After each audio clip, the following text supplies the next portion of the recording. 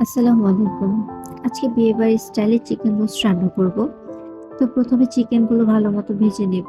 এরপর যে প্যানে চিকেনগুলো ভেজে নিয়েছি সেই প্যানেই আবার কিছুটা ঘি আর তেল দিয়ে নেব। তারপর আমার যতটুকু প্রয়োজন পেঁয়াজ কুচি নিয়ে নেব। পেঁয়াজগুলো একটু হালকা ভেজে নেব। তারপর কিছুটা এলাচ, দারচিনি আর কিছুটা তেজপাতা দিয়ে নেব। দেওয়ার পর পেঁয়াজটা একটু ব্রাউন করে ভেজে নিব।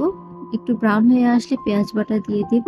পেঁয়াজ বাটাটা দেওয়ার পরেও কিছুক্ষণ ভেজে নেব যাতে পেঁয়াজের যে স্মেলটা আছে সেটা চলে যায়। এরপর আদা রসুন আর একটু মরিচ বাটা দিয়ে নেব, সেটাও ভালো মতো ভেজে নেব। এরপর আমি একটা বাদাম টক দইয়ের পেস্ট করেছিলাম সেটাও দিয়ে দিব। সেটা মিক্স করে লবণ দিয়ে দিব। আর বিয়েবাড়ির ফ্লেভার আনবে যে মশলাটা সেটা অবশ্যই দিতে হবে, সেটাও দিয়ে দিব। সেটা মিক্স করে কিছুটা সুগার দিয়ে দিব।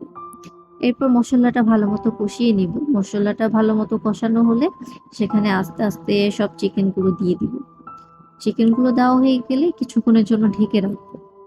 কিছুক্ষণ পর ঢাকনা উঠিয়ে দুধ দিয়ে দিব। আমি পুরোটা দুধের উপরেই করব, কোনো পানি ইউজ করব না, যেহেতু বিয়েবাড়ির স্টাইলে করতেছি। হওয়ার আগ দিয়ে কিছুটা ঘি আর কেওড়ার জল, গোলাপ জল আর কিছুটা মরিচ দিয়ে নিব। এই তো বিয়েবাড়ির স্টাইলে চিকেন রোস্ট রান্না হয়ে গেল আমার।